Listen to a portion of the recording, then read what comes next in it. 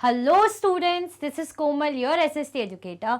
Welcome back to your favorite channel Magnet Brains. Magnet Brains आपको provide कराता है high quality education, वो भी फ्री ऑफ कॉस्ट, किंडरगार्टन से लेके क्लास 12 तक की सीबीएसई बोर्ड के कोर्सेज के साथ साथ आपको अदर स्टेट बोर्ड के भी कोर्सेज अवेलेबल है इन हिंदी मीडियम, जैसे कि UP board, Bihar board, Delhi board के कोर्सेज प्रॉपर सिस्टमैटिक वे में। कोई दिक्कत परेशानी आपको नहीं होगी। डेली प्रैक्टिस सेट्स के क्वेश्चंस भी मिलेंगे, प्रैक्टिस भी करते जाइएगा। ई बुक्स और ई नोट्स की लिंक आपको डिस्क्रिप्शन बॉक्स में अवेलेबल है, तो भाई भटकने की बात नहीं बनती है। आज का टॉपिक है हमारा, टॉपिक नहीं है, बस चैप्टर की एंडिंग समझनी है हमें, क्या कंक्लूजन। तो भाई टॉपिक भी है, ये कह सकते हैं प्रॉपर टॉपिक नहीं है, बट टॉपिक है, और टॉपिक है तो समझना है। अब ये तो समझना है आपको क्या करना है। एक चीज़ आप भी समझ लो, जो मैं हमेशा ही कहती हूँ, फटाफट से पहले तो लाइक कर दो और शेयर कर दो। फटाफट से लाइक करो और शेयर करो, फिर करेंगे छोटा सा रिवीजन लास्ट क्लासेस का। देन फाइनली हमारे चैप्टर का आज एंड का जो टॉपिक है खत्म हो जाएगा। इसके बाद ये कंक्लूजन है। कंक्लूजन तो पता ही है, फिर निष्कर्ष, जो पूरे समरी, जो निचोड़, बेसिकली एंडिंग। लाइक कर दिया, शेयर कर दिया, पहले लाइक कर दो, शेयर कर दो, फिर समझेंगे, रिवीजन करेंगे लास्ट क्लास का, देन आएंगे कंक्लूजन पे। ठीक है, चलो। अच्छा, लास्ट क्लास बहुत ही बढ़िया थी। ठीक है, किसकी थी वो? माइनॉरिटी एंड मार्जिनलाइजेशन की। माइनॉरिटी तो पता ही है, नाम से ही समझ में आता, माइनर ग्रुप, यानी जिनका नंबर कम हो। नंबर कम मतलब जैसे अगर कोई है 100 में से कोई है 60%, 70%, बाकी जो 30 है, तो 30 को हम बोलेंगे माइनॉरिटी ग्रुप। मतलब नंबर में, न्यूमेरिकल टर्म्स में जो पीछे हैं, कम है, और जो ज़्यादा है तो मेजॉरिटी में। ये तो आपको पता ही होगा, माइनॉरिटी मेजॉरिटी। ग्रुप्स की बात की जाए तो वही बात है कि जिनका ग्रुप या पॉपुलेशन कम है, नंबर्स कम है, और जिनकी पॉपुलेशन ज़्यादा है, मेजॉरिटी। क्लियर? अच्छा ठीक है, ये तो समझ लिया हमने देखा था कि सिर्फ माइनॉरिटी की बात नंबर्स तक सीमित नहीं होती। सिर्फ हम ये देखें कि न्यूमेरिकल टर्म्स में दे आर लैगिंग, तो नहीं, अदर स्फेयर्स भी आर देयर। कौन से और स्फेयर्स हैं, ज़रा बताना। जैसे मैंने इकोनॉमिक बता दिया, और बताओ, चलो आप। इकोनॉमी में बता दिया हमने, लिटरेसी का देखा था, एजुकेशन का देखा था, सोशल कल्चरल, ये सब देखा था। तो इन सब में भी पिछड़े हुए जो पीछे हैं। अब जो माइनॉरिटी ग्रुप है, उनको कई बार ऐसी ऐसी चीज़ें फेस करनी पड़ती है, इनसिक्योरिटी को फेस करना पड़ता है, उनको मार्जिनलाइजेशन देखना पड़ता है। क्यों? क्योंकि वो माइनर ग्रुप में है ना। अगर गवर्नमेंट भी क्या करे, गवर्नमेंट भी उन्हीं का साथ दे जो मेजोरिटी में है, तो फिर तो भाई बोलेंगे, मैंने वही बोला ना, भत्ता बैठ जाएगा, फिर तो चल गई कंट्री। इसलिए हमारी कंट्री क्या, सेक्युलर है, कोई मतलब नहीं, कोई मेजोरिटी माइनॉरिटी डजंट मैटर, सब एक बराबर है। इसीलिए फंडामेंटल राइट्स हमें मिले हैं, जो हमें सेफगार्ड या प्रोटेक्शन प्रोवाइड करता है अगेंस्ट हमारे राइट्स को। अगर कोई भी हमारे राइट्स, हमारे जो फंडामेंटल राइट्स है, like right to religious freedom या राइट टू इक्वालिटी, कुछ भी ऐसा होता है, कुछ भी वॉयलेट होता है, तो हमारे पास एक और राइट है, राइट फॉर कॉन्स्टिट्यूशनल रेमेडीज़। मतलब कॉन्स्टिट्यूशनल रेमेडीज़ हमें मिलती है। अगर हमें लगता है कोई भी स्टेट या कोई भी पर्सन हमारे जो फंडामेंटल राइट को तोड़ रहा है, खनन कर रहा है, वॉयलेट कर रहा है, तो हम कोर्ट में अप्रोच कर सकते हैं। चलिए, ये तो देखा था। फिर हमने देखा था कि माइनॉरिटी की कंडीशन भी बहुत ज़्यादा ख़राब ही है। किसके एग्जाम्पल से समझा था हमने? मुस्लिम कम्युनिटी के एग्जाम्पल से समझा था कि लिटरेसी रेट हो, चाहे मतलब लिटरेसी यानी एजुकेशनल लेवल हो, सोशल लेवल हो या इकोनॉमिकल लेवल हो, हर चीज़ में पिछड़े हुए थे, पीछे थे। ठीक है, इनकी कंडीशन कैसी थी? लगभग वैसी थी जैसे शेड्यूल कास्ट की हमने पढ़ी थी और शेड्यूल ट्राइब्स की पढ़ी थी, तो इनकी भी लगभग वही कंडीशन थी, सेम इन दोनों कास्ट जैसी। ठीक है, हमने देखा था कि क्या करते हैं हम, जो अदर सोसाइटी कम्युनिटी क्या करती है, इनको एक प्रिजुडाइज बना के रखा है, नेगेटिव इमेज बना के रखी है कि ये लोग बुर्खा पहनते हैं, बड़ी बड़ी बियर्ड रखते हैं, इनको अलग ही मानते कि ये तो हम जैसे है ही नहीं। तो कई बार इन्हें क्या करना पड़ता है, जब इन्फीरियर फील होगा, आपको कोई इन्वॉल्व ही नहीं करेगा, आपको इग्नोर्ड फील होगा, तो आप क्या करोगे, रोज रोज सहने से अच्छा आप ऐसी जगह जाओगे ना जहाँ सिर्फ आप ही की कम्युनिटी के लोग हों, जिसको घेटोजाइजेशन बोलते हैं। ठीक है, दैट मीन्स जहाँ पे एक ही कम्युनिटी के लोग साथ में रहते हैं। इससे क्या होता है भाई, कोई डर भी नहीं रहता और अपनापन रहता है। बट हाँ, सोशल तौर पे आप क्या कटते जाते हो, आप अलग होते जाते हो। जैसे मैं हूँ, मेरी कास्ट के लोग सब मिलेंगे, तो मुझे अदर लोगों से जब तक मिलूंगी नहीं, उनको जानूंगी नहीं ज़्यादा तरीके से, तो इतना मैं सोशल नहीं हो पाऊंगी उनके प्रति, मैं समझ नहीं पाऊंगी। मुझे बस अपने लोगों की आदत है कि भाई तो मेरी कास्ट के, अदर लोगों को भी थोड़ा समझना चाहिए। कई बार होता है ना, हम अदर लोगों के साथ रहते रहते कुछ एक दो वर्ड उनके भी सीख जाते, चाहे पंजाबी हो, मराठी हो, कुछ एक दो वर्ड सीख जाते हैं उनके, सिंधी हो। आया समझ में? क्लियर? तो हमें क्या करने की ज़रूरत है भाई, इनको भी अपने लेवल का ही समझने की ज़रूरत है। डिस्क्रिमिनेशन नहीं चलेगा। क्यों? क्योंकि भाई फंडामेंटल राइट्स हमें प्रोवाइडेड हैं, जो किस लिए होते हैं, सेफगार्ड के लिए होते हैं, जिसका कमिटमेंट ही है किसके लिए, कंट्री के लिए, कि सबको इक्वली ट्रीट करना चाहिए। तो ये हमने पढ़ा था। अब कंक्लूजन देखते हैं चैप्टर का कि भाई क्या निष्कर्ष है। In this chapter, we have tried to understand what it means to be a marginalized community. इस चैप्टर में हमने ये पढ़ा, ये चीज समझी कि अगर कोई हमें मार्जिनलाइज कम्युनिटी कह रहा है तो इससे मतलब क्या है। मार्जिनलाइजेशन हर तरीके से हो सकता है, सिर्फ हम बोलेंगे इसलिए नहीं कि हम कम हैं, हम ज़्यादा हैं, ज़्यादा भी नहीं बोलेंगे हम कम हैं, हम अलग उसके हैं, तो नहीं। रिलीजियस बेसिस पे, लैंग्वेज के बेसिस पे, कल्चर के बेसिस पे, आपके लुक्स के बेसिस पे, कलर के बेसिस पे, आपके बैकग्राउंड के बेसिस पे, हर बेसिस पे आपके साथ मार्जिनलाइजेशन हो सकता है। स्कूल्स में भी आप ये देखते हैं, कॉलेजेस में भी देखते हैं, सोसाइटी में भी आपको देखने को मिलता है। स्कूल का एग्जांपल जैसे हमने देखा था ना बहुत अच्छे से कि स्कूल में बाकी बच्चे इंग्लिश बोल रहे हैं, दूसरा हिंदी बोल रहा है, तो उसको क्या अलग थलग समझा जा रहा है। स्कूल में अगर बाकी बच्चों को क्रिकेट पसंद है, एक दो बोलेंगे नहीं हमें तो फुटबॉल सही लगता है, तो उनको अलग नहीं अब इसको खिलाएंगे नहीं अपने साथ, इसको तो फुटबॉल पसंद है, पढ़ा है, फुटबॉल पसंद करता है, तो खिलाएंगे नहीं इसको।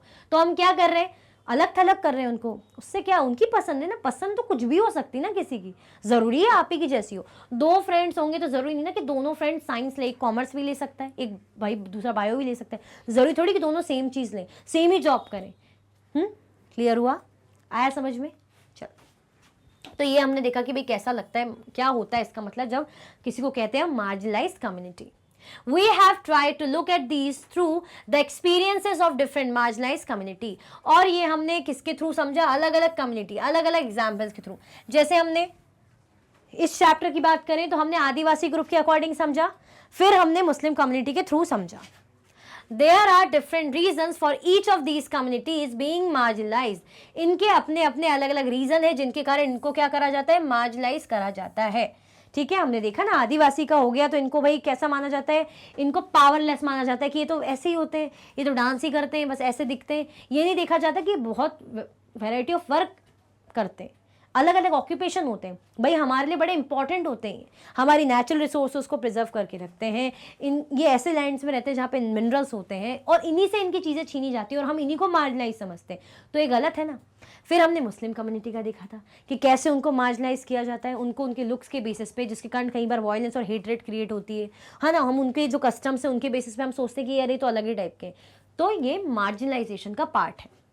Each experiences marginalisation in different ways, और दोनों के जब मार्जिनलाइजेशन रहे हैं अलग अलग वेज में रहे, अलग अलग टाइप के दोनों ने एक्सपीरियंस करें।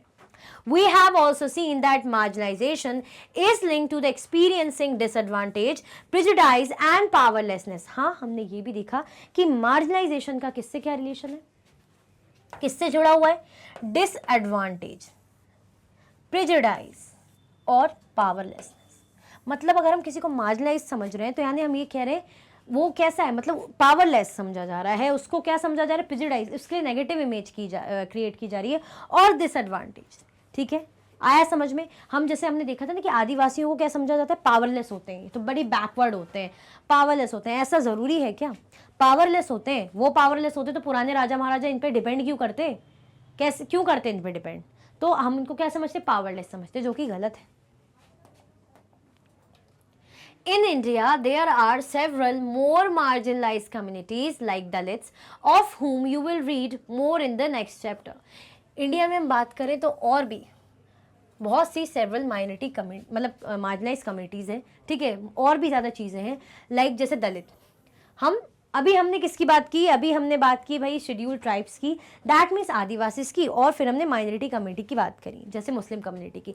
अभी हम नेक्स्ट चैप्टर में, आने वाले चैप्टर्स में हम क्या समझेंगे, दलित के बारे में भी हमें देखने को मिलेगा। तो हम ये नहीं कह रहे कि बस और ही कुछ एक दो लोगों के साथ होता है, बहुत सी ऐसी कम्युनिटीज़ है जो ऐसी चीज़ें सफ़र करती हैं। Marginalization result in having a low social status and not having equal access to education and other resources. Marginalization किसको रहता है, जब लो सोशल स्टेटस हो। आपका सोशल स्टेटस कैसा है, सामाजिक स्तर आपका कैसा है, लो है, आप समाज से मिल जुल नहीं पा रहे हो, लोग आपसे मिलना जुलना नहीं चाह रहे, बेसिकली तो कैसा है, लो है। And not having equal access to education and other resources, और रही बात एजुकेशन की और अदर रिसोर्सेज की, तो उनके लिए भी क्या है, इक्वल एक्सेस जब नहीं रहता, आपको ना इक्वली एजुकेशन भाई मिल पाती है, ना अदर रिसोर्सेज आप इक्वली उनको एक्सेस कर पाते हो, रोका जाता है आपको उतना ज़्यादा, उसके लिए प्रेफरेबल नहीं समझा जाता, आपसे अपॉर्चुनिटीज़ छीनी जाती हैं, इस बेसिस पे मार्जिनलाइजेशन करा जाता है। तो ये क्या है, इसी का एग्जाम्पल है।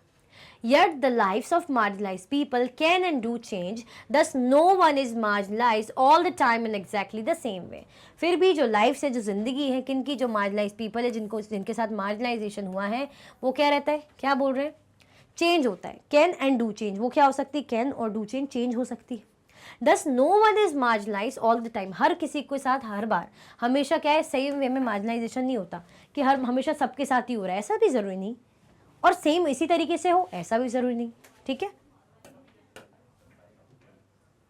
If we go back to the two examples of marginalization we have discussed, we will see that each of these groups has a long history of struggle and resistance. हम अगर ये दो examples को देखें, if we go back to the two examples of marginalization, अगर हम जो है marginalization के examples को समझे जो हमने देखे थे, we have discussed, we will see that each of these groups has a long history of struggle and resistance.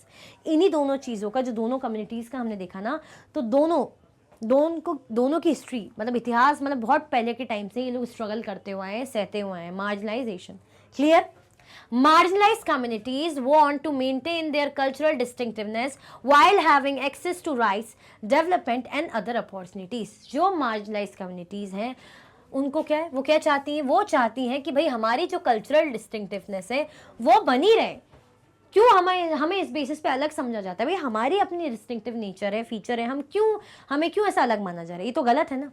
While having access to rights, भाई हमारे राइट्स को हमें एक्सेस हो, डेवलपमेंट भी हमें मिले, हमारे साथ भी डेवलपमेंट हो, और अदर अपॉर्चुनिटीज़ भी हमें मिलनी चाहिए, तो ये वो चाहते हैं. In the next chapter we will read about how different groups have confronted marginalization. Next chapter में हम पढ़ेंगे कि कैसे जो अलग अलग ग्रुप हैं इन्होंने कन्फ्रंट करा मार्जिनलाइजेशन. क्या करा, कन्फ्रंट करा मार्जिनलाइजेशन. हम बोलते हैं ना कन्फ्रंटेशन, भाई आना, बिल्कुल फेस टू फेस, ऐसे अपनी हक की बात करना, लड़ाई करना, लड़ाई भी नहीं बोलेंगे, डिफेंड करना खुद को इस तरीके से, तो कन्फ्रंटेशन, मार्जिनलाइजेशन. अभी तो हमने मार्जिनलाइजेशन क्या है वो हम समझ रहे हैं, अब मार्जिनलाइजेशन को कन्फ्रंट कैसे करना है वो हम नेक्स्ट चैप्टर में देखेंगे. तो बेसिकली भाई जो मार्जिनलाइज कम्युनिटी है, हमने देखा कि अलग अलग तरीके से लोगों को मार्जिनलाइज किया जा सकता है.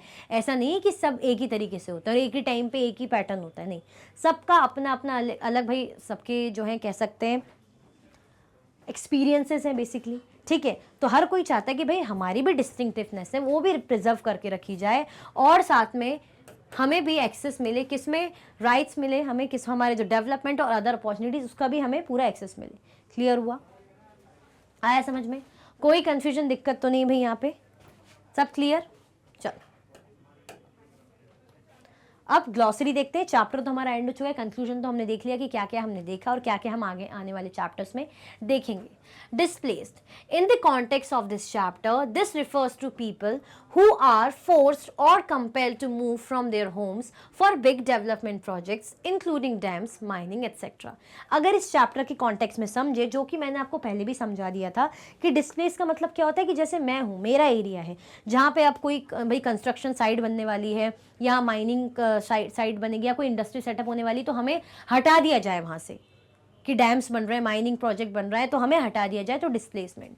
तो इस चैप्टर के कॉन्टेक्स्ट में समझे तो this refers to people who are forced और compelled to move from their homes, जिनको फोर्स किया जाता है, कहा जाता है कि आप अपने घर से निकलिए, आप अपना घर छोड़ दीजिए, अपनी ज़मीन छोड़ दीजिए, ठीक है, फॉर बिग डेवलपमेंट प्रोजेक्ट, ताकि वहाँ पे भाई हम अपना प्रोजेक्ट बना सके, डैम्स, माइनिंग वगैरह हो सके.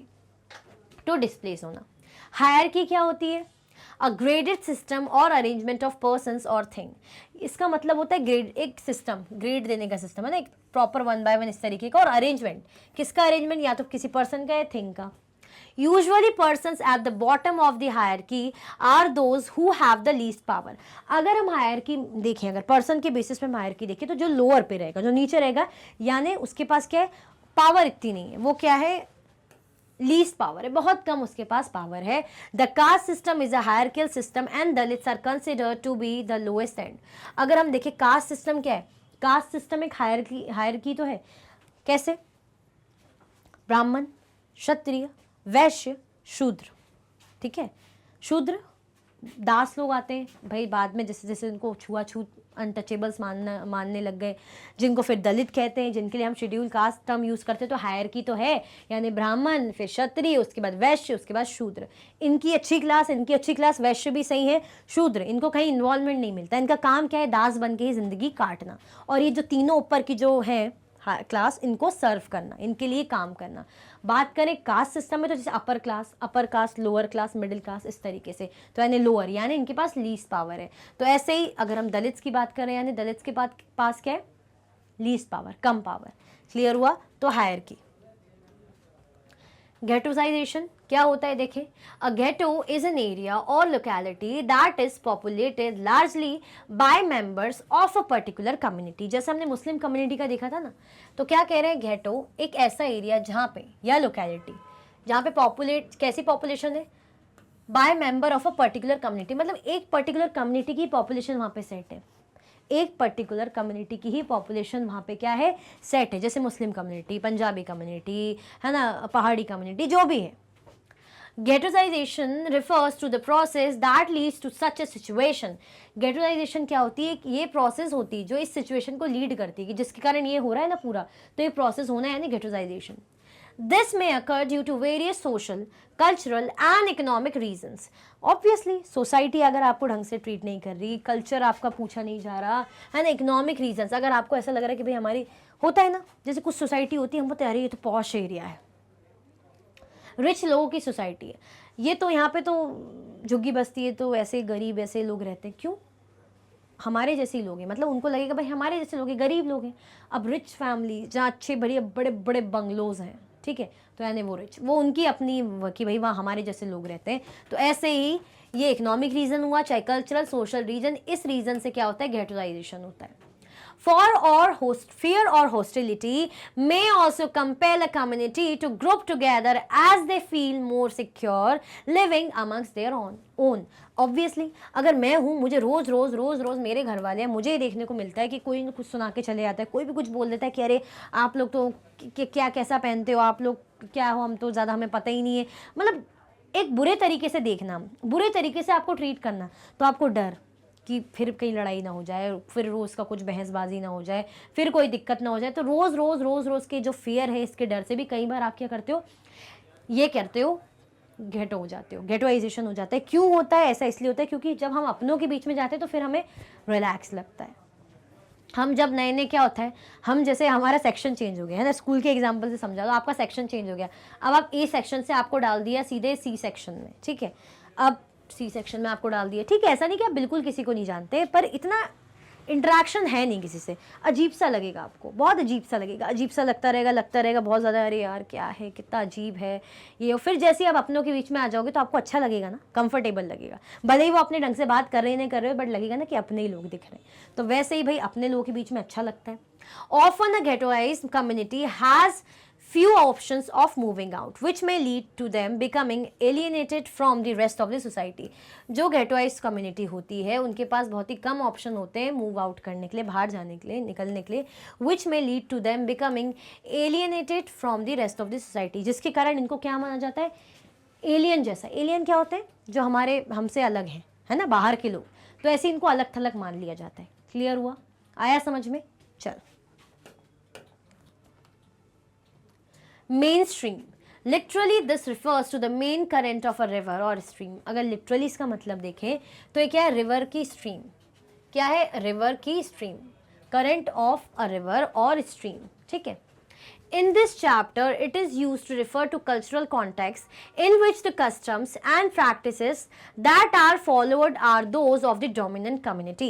मतलब ऐसी cultural practices, ऐसी चीज़ें जो dominant community कर रही है। dominant community मतलब जो community majority में, मतलब for example Hindu community majority में है, तो वो जैसा जैसा कर रही है तो उसको मेन माना जा रहा है कि अरे दिवाली मेन त्यौहार है, होली मेन त्यौहार है, हमारे लिए तो है ही, बट उसको सबके लिए मेन माना जा रहा है। ज़रूरी थोड़ी कि अदर जो रिलीजन वाले उनके लिए कोई ज़रूरी हो। जो क्रिश्चियन लोग दिवाली मना के, आजकल तो सब कुछ भी मनाते हैं, वो तो अच्छी बात है भाई, सब समझते हैं, सब समझदार हो गए हैं, बट ऐसे इन जनरल समझा जाए तो उनके लिए इतना मेन नहीं है ना ये। लेकिन मेन स्ट्रीम कि इनका कल्चर, इनकी चीज़ें, तो उसको मेन माना गया है क्योंकि ये डोमिनेंट कम्युनिटी का है। In connection with this, mainstream is also used to refer to those people or communities that are considered to be at the center of the society, that is often the powerful or dominant group. अगर हम पुराने ज़माने का example है, जैसे ब्राह्मण और क्षत्रिय, वो लोग मेन स्ट्रीम में रहते थे, इनकी इंपॉर्टेंस थी, डोमिनेट करते थे सोसाइटी में कि भाई ब्राह्मण से, भाई पंडित लोग हैं, ये हैं वो हैं, तो इनकी क्या थी, इनकी एक अपनी पावर थी, तो इनको मेन जो भी करेंगे, जो भी बोलेंगे, मेन, बिल्कुल मेन स्ट्रीम में रहेंगे बेसिकली। क्लियर हुआ? आया समझ में? अब मिलिटराइज क्या होता है? An area where the presence of the arm force is considerable, ऐसा एरिया जहाँ पे आर्म फोर्स जैसे आर्मी वगैरह जहाँ पे मिलेगी, हमें प्रेजेंट रहेंगी। क्लियर हुआ? मिलिटराइज मैं आपको एक्सप्लेन कर चुकी हूँ। माल नरिश्ड ये भी बहुत अच्छे से एक्सप्लेन कर चुकी हूँ। A person who does not gate adequate nutrition और फूड, ऐसा पर्सन या कोई भी जिसको एडिक्वेट फूड ना मिले, भाई प्रॉपर मात्रा में खाना, उसको पर्याप्त मात्रा में भोजन ना मिले उसको, क्लियर, तो वो क्या हो जाएगा? माल नरिश्ड, कुपोषित हो जाएगा बेसिकली, पूरी बोन्स वगैरह दिखने लगेगी, डेथ भी हो सकती, बीमार पड़ेंगे। क्लियर हुआ? आया समझ में? और ये बताओ अभी तक लाइक किया कि नहीं किया? फटाफट से लाइक कर दो अगर अभी तक भी नहीं किया हो तो। भाई चैप्टर हमारा एंड है, चैप्टर हमारा एंड है, अगर कसम खाइए कि चैप्टर एंड होने के बाद ही बस अब मैं लाइक का बटन दबाऊंगा। ये मैंने बस प्रण ले लिया है तो प्रण को अब तोड़ें, क्योंकि भाई लाइक आपका सॉरी चैप्टर आपका कंप्लीट हो गया, अब आप लाइक कर दीजिए फटाफट से, ठीक है? चल सो इसी के साथ भाई हमारा लाइक होने के साथ साथ हमारा चैप्टर भी एंड होता है। नेक्स्ट क्लास में हम क्या करेंगे? वही जो करते आए हैं, एनसीईआरटी सॉल्यूशन, ठीक है? करेंगे ना पक्का? रेडी है ना आप? तो रेडी रहिएगा। अगर आप और भी वीडियो के लेक्चर्स देखना चाहते हैं तो आप मैग्नेट ब्रेन्स के यूट्यूब चैनल, एप्लीकेशन और वेबसाइट पे देख सकते हैं। ई नोट्स और ई बुक्स की लिंक आपको डिस्क्रिप्शन बॉक्स में अवेलेबल है। ये हाई क्वालिटी के कोर्सेज हैं जैसे कि CBSE board, Delhi board, Bihar board, UP board, MP board, Rajasthan board, वैदिक maths, crash course, spoken English courses आपको बढ़िया ही उत्तम सी क्वालिटी में और 100% फ्री अवेलेबल हैं। आप हमें अदर प्लेटफॉर्म पर भी फॉलो कर सकते हैं, फेसबुक, इंस्टाग्राम, एक्स, टेलीग्राम और व्हाट्सएप पे। ज़्यादा से ज़्यादा लाइक कीजिए, ज़्यादा से ज़्यादा शेयर कीजिए और चैनल को सब्सक्राइब करना बिल्कुल भी ना भूलें। अपना ख्याल रखें। Thank you so much for watching.